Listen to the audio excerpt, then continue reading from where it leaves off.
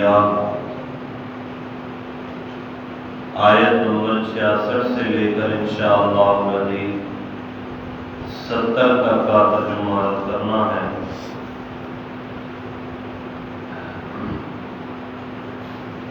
گزشتہ درس میں سیدنا ابراہیم خلیل اللہ علیہ السلام کا واقعہ آپ نے سنا کہ جب انہوں نے ایک تدبیر اور ایک چال کے ذریعے اپنی قوم کو ان کے بالکل سامنے ان کے معبودوں کی بے بسی دکھائی،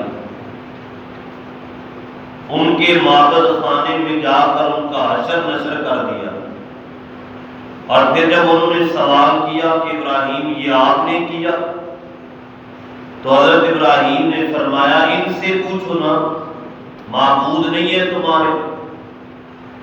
جب یہ بات حضرت ابراہیم نے فرمائی، شرم کے مارے قرآن کہتا ہے سر جھک گئے، اور پھر دل ہی دل میں ایک دوسرے کو کہنے لگے اصل ظالم تو ہم ہیں کہ ان معبودوں کے سامنے ہم بیٹھے ہیں جو اپنا دفاع نہیں کر سکتے۔ لیکن پھر زیادہ دیر نہیں گزری تھی کہ شیطان نے دوبارہ اپنا حملہ کیا، اور وہ پہلے والی شقاوت اور بدبختی لوٹ آئی، اور پھر حضرت ابراہیم کو کہنے لگے بے شرم ہو کر، یہ تو بھی جانتا ہے یہ بولتے نہیں، یہ کیسے بتائیں گے؟ اب حضرت ابراہیم کو بھی موقع مل گیا۔ اب جو انہوں نے آگے باتیں کی اور انہیں بیان کیا وہ عقل اور ان کی فکر کو جھنجھوڑ دینے والا بیان تھا۔ فرمایا فَتَعْبُدُونَ مِن دُونِ اللَّهِ، اللہ کو چھوڑ کر جو سمیع و بصیر ہے، دور و نزدیک سے ہر ایک ہی وقت میں ہر زبان میں انسانوں اور تمام 14 طبقوں کی مخلوقات کو سننے والا، دیکھنے والا، اس رب کو چھوڑ کر ان کی عبادت کرتے ہو ما لا ينفعكم شيئا، جن کے اختیار میں تمہارا ذرا بھی نفع نہیں ہے، ولا يضركم، اور نہ ہی وہ تمہیں نقصان دے سکتی۔ اللہ کو چھوڑ کے انہیں کیوں معبود بنا رہے؟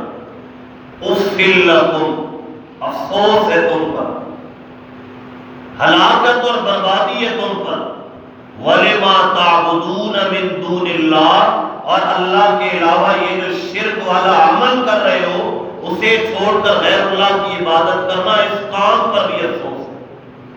افلا تعقلون، لیکن افسوس اس بات پر ہے کہ اللہ نے تمہیں ذی عقل بنایا، پھر بھی تم عقل سے کام نہیں لیتے، اسی طرح بے وقوف ہو۔ اب دلائل کا جواب تو دلائل سے ہے ہی کوئی نہیں۔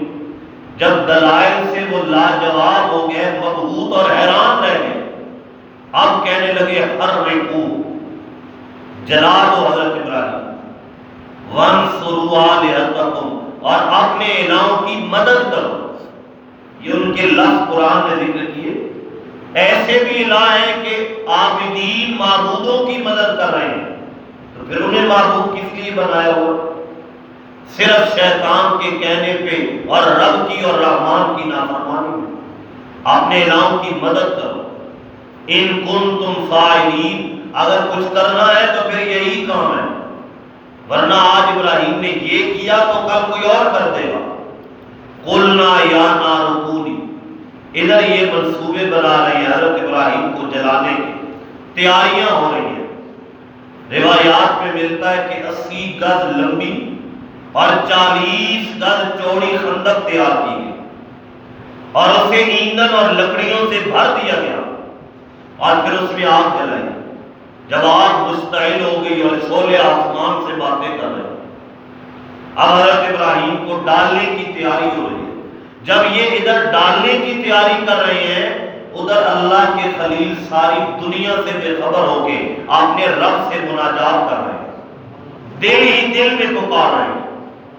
اللہ نے مدد کے لیے جبریل امین کو روانہ کیا، جاؤ اور میرے معبود سے پوچھو، میرے خلیل سے پوچھو، آج میرا دنیا میں ایک ہی نام لیوا ہے، میرے اس پسندیدہ بندے سے پوچھو کوئی مدد کی ضرورت ہے؟ الگ حاجت، کوئی ضرورت آسمانی فوج حاضر ہے، دنیا والے ساتھ نہیں دے رہے، تو کیا ہوا؟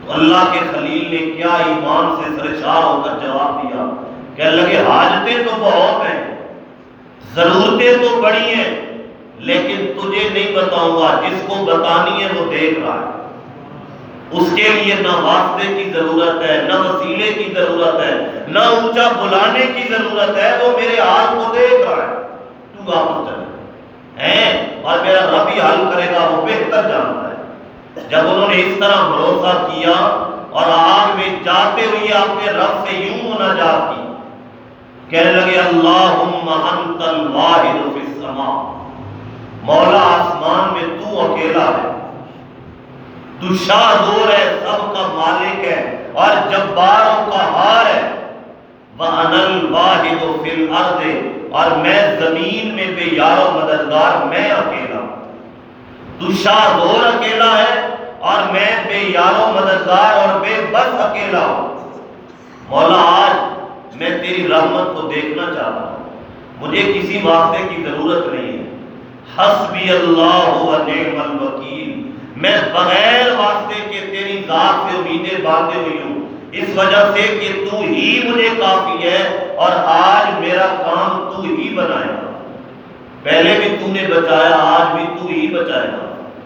اور بعض روایات میں یہ الفاظ بھی ملتے ہیں، لا الہ الا انت سبحانک رب العالمین ولک الحمد ولک الملک، تیرے علاوہ کوئی بھی معبود نہیں، تو عاجزیوں اور بے بسیوں سے پاک ہے، میرے مولا تیرا کوئی شریک نہیں، ساری حمدیں اور ساری طاقتیں تیرے لیے، آج تیرا بے بس بندہ تیرے سامنے اپنے ہاتھ اٹھائے ہوئے مناجات کر رہا ہے۔ جب حضرت ابراہیم نے ان الفاظ سے پکارا، ادھر انہوں نے آگ میں ابھی ڈالا ہی تھا کہ اللہ نے آگ کو حکم دے دیا۔ کیا حکم دیا؟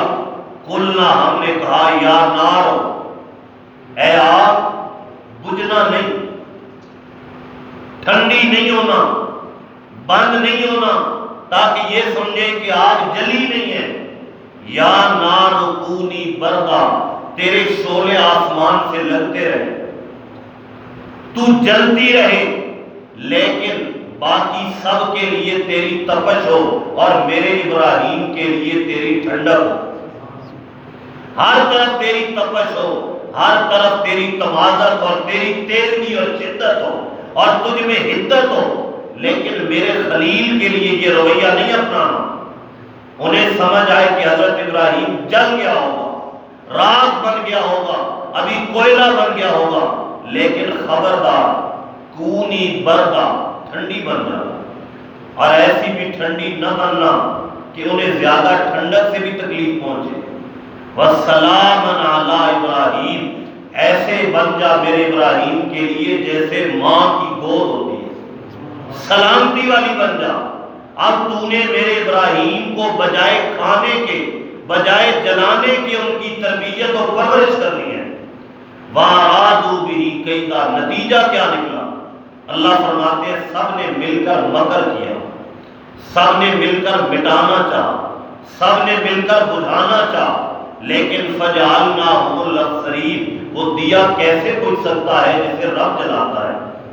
فَجَعَلْنَاهُمُ الْأَخْسَرِينَ، ہم نے سب کو ناکام و نامراد کر دیا، ذلیل و رسوا کر کے ان کے ارادوں کو خاک میں ملا کر ابراہیم کو ہم نے دوبارہ زندگی دے دی، ہم نے جلنے نہیں دیا، ان کے بال تک کو آگ نے نہیں جلایا، انہوں نے مکر کیا، ہم نے ان کا مکر خاک میں ملایا۔ کیا اس سے بڑی بھی توحید پر کوئی دلیل ہو سکتی ہے؟ کیا اس سے بڑی بھی اللہ کا کوئی کرشمہ اور معجزہ ہو سکتا ہے کہ ساری دنیا اور دنیا کی بڑی طاقتیں اور اپنے آپ کو رب کہنے والا نمرود حضرت ابراہیم کو جلا رہا ہے، لیکن وہ ایک طرف ہو کر بھی اکیلے بندے کو نہیں جلا سکتے؟ تو معلوم ہوا کہ مسئلہ توحید سب سے سچا مسئلہ ہے۔ اسی مسئلے پر حضرت ابراہیم کو اس جہان میں بھی نجات ملی اور اگلے جہان میں بھی اسی کو نجات ملے گی جو مسئلہ توحید لے کر جائے گا۔ جو مسئلہ توحید نہیں لے کر جائے گا تو پھر اللہ نے فرمایا من یشرک باللہ فقد حرم اللہ علیہ الجنہ، اس پر پھر جنت کی خوشبو بھی میں نے حرام کر دی۔ مشرک کبھی جنت میں نہیں جا سکتا۔ دعا ہے اللہ ہمیں توحید کی سمجھ عطا فرما۔